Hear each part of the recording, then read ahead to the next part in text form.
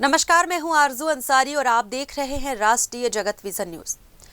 DSP कल्पना वर्मा और दीपक टंडन मामले में उस वक्त नया मोड़ आ गया जब संयुक्त पुलिस कल्याण परिवार के अध्यक्ष उज्जवल दीवान दीपक टंडन के कहने पर सिविल लाइन थाना पहुंचे और डीएसपी कल्पना वर्मा के खिलाफ फर्जी चैट को लेकर एक और मामला दर्ज कराने की पहल की। अब सवाल उठता है कि क्या दीपक टंडन उज्जवल दीवान को गुमराह कर थाने में शिकायत करवा रहा है। अब तक कई मामलों में ये देखा गया है कि पुलिस कल्याण संघ के अध्यक्ष तब सामने आते हैं जब किसी पुलिसकर्मी या उसके परिवार के सदस्य को प्रताड़ित किया जाता है या उसके खिलाफ मामला दर्ज होता है, लेकिन इस बार नजारा बिल्कुल उल्टा दिखा। उज्जवल दीवान 420 के फरार आरोपी दीपक टंडन के खिलाफ खड़े होने के बजाय खुद डीएसपी कल्पना वर्मा के खिलाफ एफआईआर दर्ज कराने पहुंचे।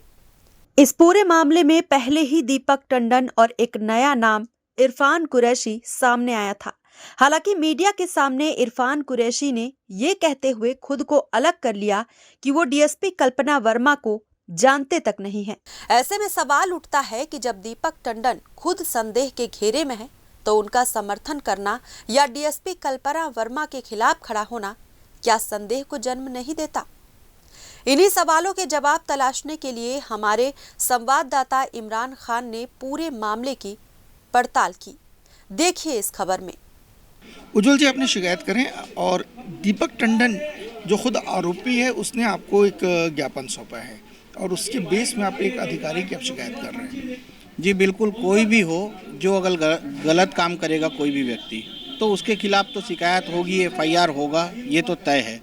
दीपक टंडन हो सकता है किसी मामले में आरोपी होगा, ये मुझे नहीं जानकारी है, लेकिन यदि है तो कानून की कार्रवाई उसके ऊपर चल रही है। उसके ऊपर एक कटघोरा थाने में एक एफआईआर दर्ज है जिसमें 27 लाख रुपए लिया। कुछ दिन पहले एक मामला यह था, एक महिला के साथ उसने बदतमीजी करते हुए से नौकरी लगाने के नाम से पैसा लिया, एक को टेंडर दिलाने के नाम से पैसा लिया। ऐसा करके तमाम करीब नहीं भी तो 7 से 8 ऐसे प्रकरण जो बाहर आ चुके हैं। वो एक आरोपी है जो भगोड़ा है, यानी उसके ऊपर गिरफ्तारी वारंट निकला हुआ है।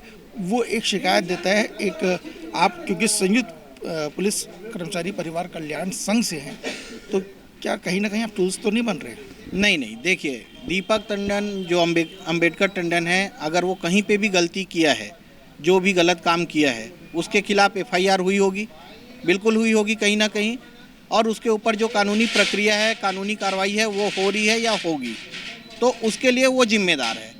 हमारे पास जो शिकायत आई है इसमें हमारे राज्य की सुरक्षा, हमारे जवानों के जान की सुरक्षा उससे संबंधित आई है कि वो पॉइंट्स लीक किए गए हैं जो कि इतने सेंसिटिव मैटर होते हैं कि आदमी अपने घर पे भी नहीं बता सकता। ये पॉइंट यदि लीक हुए हैं, ये पॉइंट जो जिस तरीके से बात आ रही है, जो 1700 पन्ने की बात आ रही है, जो व्हाट्सअप चैटिंग की बात आ रही है, ये आपको कहाँ से मिला? क्योंकि ये तो पुलिस ने अभी तक कहीं पेश ही नहीं करे। जी देखिए, मेरे पास अंबेडकर टंडन का आवेदन आया है, ये आप आवेदन देख सकते हैं। उन्होंने ये आवेदन तो वही आरोपी है, वो कहाँ पर आरोपी है, उस दोनों के बीच की लड़ाई है। कल्पना वर्मा और दीपक टंडन की लड़ाई तो जग जाहिर हो गई। हमको उनके व्यक्तिगत जीवन से कोई भी लेना देना नहीं है, ना ही हमारे संगठन को कोई मतलब है। उनकी निजी जिंदगी वो दोनों जिए, उनके जो विवाद हैं उसको वो समझे। हमारे जवानों की जान की सुरक्षा और राज्य की सुरक्षा का मामला जब आया है और वो पॉइंट लीक हुए हैं, वो पॉइंट हमें व्हाट्सएप चैट के माध्यम से इसने हमें दिया है, तो वो चीज़ हम यहाँ पर प्रस्तुत कर रहे हैं। ये उज्जवल दीवान कहीं टूल्स तो नहीं बन रहा दीपक टंडन का? नहीं, क्योंकि देखिए ये जो चीज़ें आई हैं बहुत ही गंभीर मामला है और बहुत ही गंभीर मुद्दा है। इसमें पुलिस को बहुत सिंसियर होकर जांच करना पड़ेगा और यदि किसी प्रकार का कुछ भी मिलता है तो कार्रवाई करनी चाहिए। चाहे दीपक टंडन ने मुझे गलत जानकारी दी हो तो दीपक टंडन के ऊपर कार्रवाई हो, और यदि कल्पना वर्मा ने पॉइंट लीक किए हैं और जवानों की सुरक्षा से और राज्य की सुरक्षा से खिलवाड़ किया है तो कल्पना वर्मा के खिलाफ कार्रवाई हो। हम इसलिए आए हैं।